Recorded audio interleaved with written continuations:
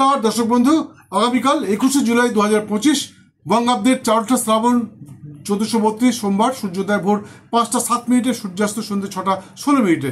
তিথি কৃষ্ণা একাদশী, থাকবে রাত্রি 8টা 28 মিনিট পর্যন্ত, তারপর ষোলো কৃষ্ণা দ্বাদশী।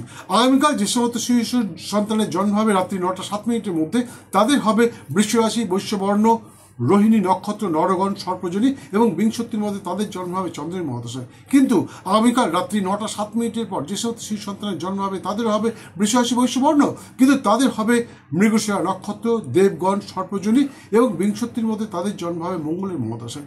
এদের নামের অদ্যাক্ষর যদি হর্ষ, ব, হর্ষই, এ অথবা ও দিয়ে রাখা হয়, তাহলে শিশু সন্তানটি ভবিষ্যতে সৌভাগ্যবান তথা বংশের নাম উজ্জ্বলকারী হতে পারে।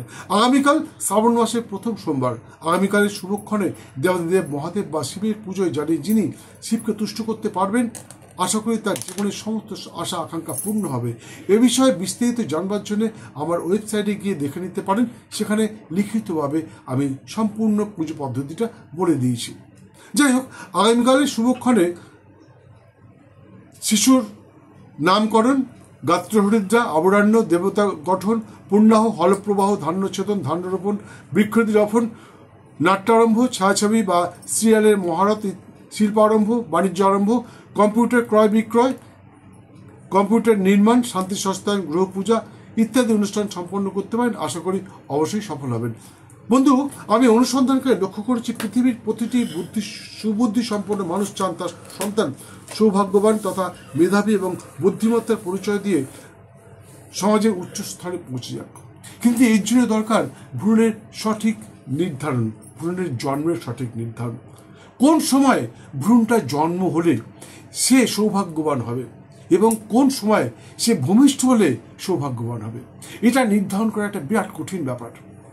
তাই এটা জানবার জন্য আপনি আমার সাথে যোগাযোগ করতে পারেন, অথবা আপনার নিকটস্থ কোনো জ্যোতিষশাস্ত্রজ্ঞের সাথে যোগাযোগ করতে পারেন। মনে রাখবেন, আমাদের প্রতিটি মানুষের ভাগ্য নির্ধারণ করে তার বাবা মা, কারণ তাদের যে মিলনের ক্ষণটি, শুভ ক্ষণটি নির্ধারণ করতে আপনার সন্তান সৌভাগ্যবান হবে না দুর্ভাগ্যবান হবে, সেটা আপনি নির্ধারণ করবেন।